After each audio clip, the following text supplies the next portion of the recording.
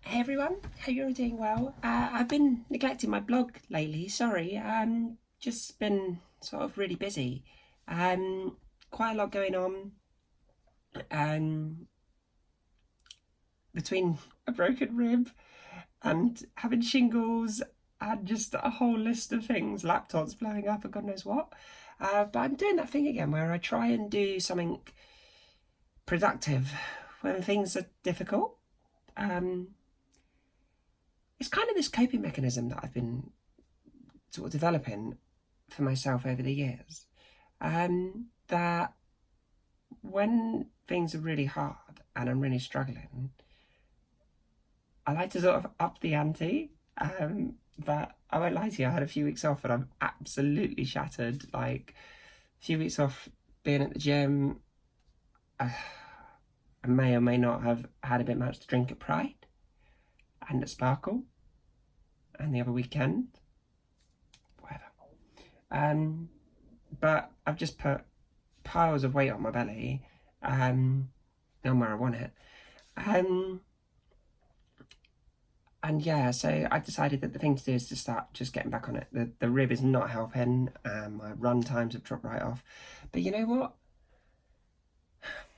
These are all just normal, real life, everyday problems, and it's quite refreshing, really, that I can sort of just worry about normal stuff again.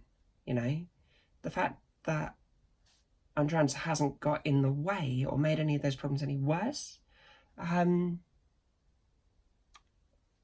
It's 50 weeks, so I'm like 2 weeks away from a year on HRT, and you know, I don't think physically there's been an awful lot of changes.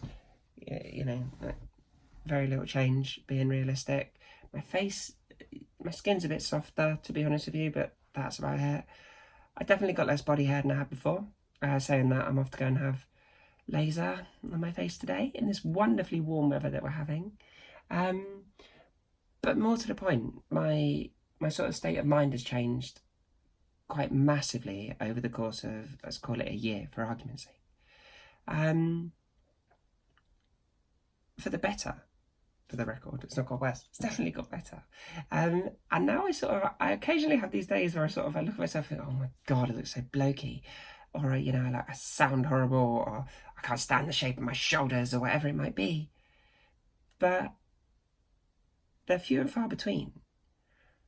And it's kind of like this whole paradigm has shifted, that I'm not really experiencing any more sort of waking up and wish I was a girl, because I am just a woman now, and you know, that's kind of just like how it is, and that's sort of my default position. I know it sounds really stupid, but people like hold the door for me and say, oh, sorry darling, things like that, which is cool, because that means that's how the world is starting to see me, starting to, at least.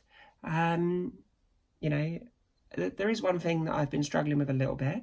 So the nature of what I do for a living is I see my clients regularly, and therefore quite a lot of them know me from pre-transition. But I meet new people at these clients, and I desperately don't want to have to sort of out myself to them. I'm sure if they make their own assumptions, fine, I don't care, I'm over it, yeah? But I don't want to have to out myself to them. But then I get people refer to me by my old name, and to a degree I get clients like who actually out me as being a trans woman, and that sucks, because it just feels a little bit like it's sort of hanging over me, and far short of, you know, trying to wipe the slate clean, which I can't do. You can't just say, right, I'm never working with any of my customers again, I'm just going to start again from scratch. So yeah, I won't lie, that's been a challenge actually lately. But you know, it's fine, I'm dealing with it, I'm living with it. What else? I've been getting involved in a bit more of that activism stuff now that I'm not sort of so worried about just concentrating on just sorting my own life out a little bit. I'm spending a bit more time getting involved in some activism stuff, doing some interesting stuff at corporate level, which is quite exciting. Big names and scary people and social anxiety, but you know, it's fine. I'm coping. I'm holding my own, I think, which is good.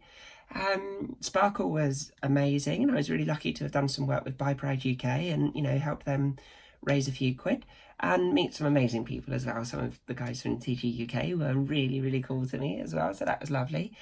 Yeah, I might have been better to have a lot more sleep and a lot less alcohol, but nevertheless, it was still really good. And, you know, I think it's important, particularly now that Pride season's sort of drawing to a close, that we don't forget that why we do these things, you know, why we have events like Sparkle. And I saw a post the other day talking about the come down from Sparkle, and I think, yeah, I get it, because it's one of those places where acceptance is just, it's just blanket. There's no, you're in a community of people that you have shared experience with, you're in a community of people that, you know, for want of a more accurate way of putting it, that understand.